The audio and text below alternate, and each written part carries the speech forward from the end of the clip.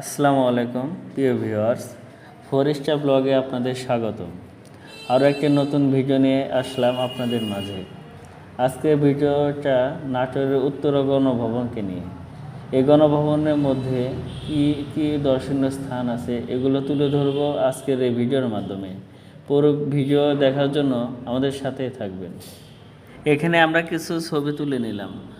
জহরুলকে তো আশেপাশে দেখা যাচ্ছে না। ও, জহরুলও তো তার পছন্দের জায়গায় একটি ছবি তুলে নিল।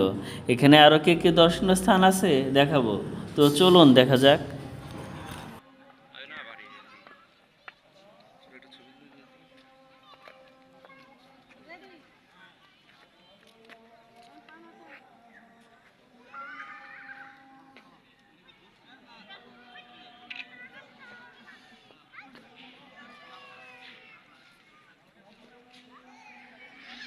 অবশেষে আমরা আসলাম উত্তরা গণভবনে। নাটোরে বিখ্যাত রাজা এখানে বাসা করেছিল, এখন সে নেই, কিন্তু তার নিদর্শন গুলো এখানে রয়ে গেছে।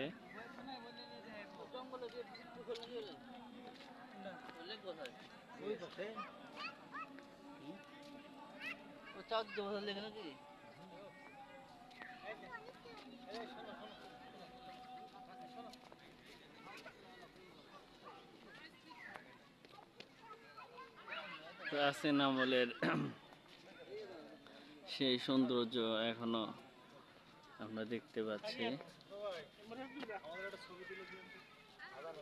অনেক দর্শনার্থী এখানে এসেছে।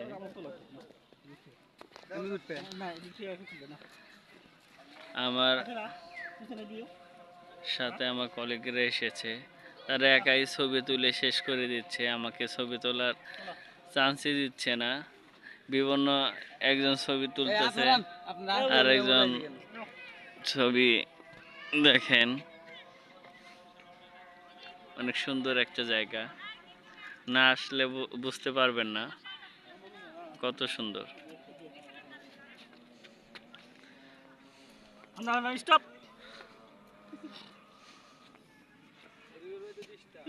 না,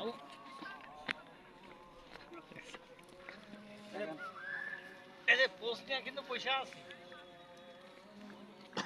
পোস্ট নিয়ে কিন্তু পয়সা আছে।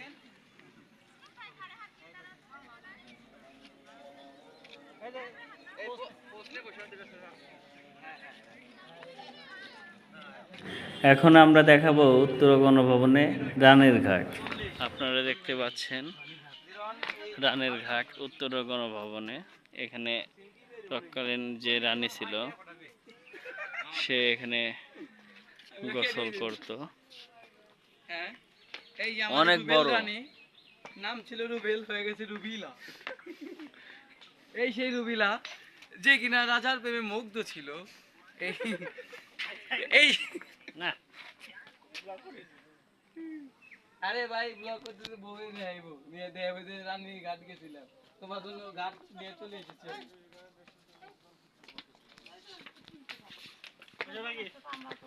চলো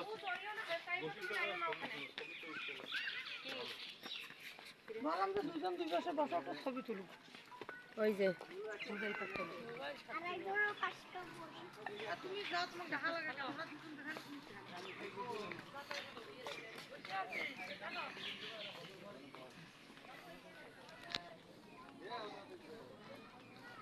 এখানে জু আছে, যেখানে জহরুল ভাই আছে আমাদের, সে অনেক চিড়িয়াখানা পছন্দ করে।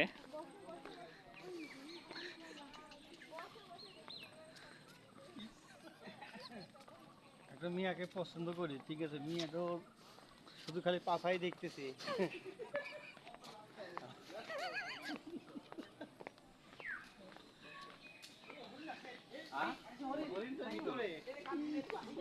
প্রিয় ভাই বন্ধুগণ, দেখেন এটা হচ্ছে চিড়িয়াখানা। এখানে রানী রাজা যখন ছিলেন তারা এখানে বিভিন্ন বন্য প্রাণী পুষত। অনেক দেখেন হ্যাঁ আমি দেখেন আপনাদের জুম করে দেখাচ্ছি। মানে লাত্তি মুত্তি মেরে হলে তো দেখেন অনেক সুন্দর। হরিণের মাংস যে টেস্ট, হরিণের মাংস বলে সেই টেস্ট, বুঝছো? ছোট একটা হরিণের ছবিতে ছবি তোলো, হরিণের কাছে যাও, ধরো তুমি। মনে করো যে আমি সামিউল ভাই পায়না ধরলো, তার নিজ হাতে হরিণকে পাতা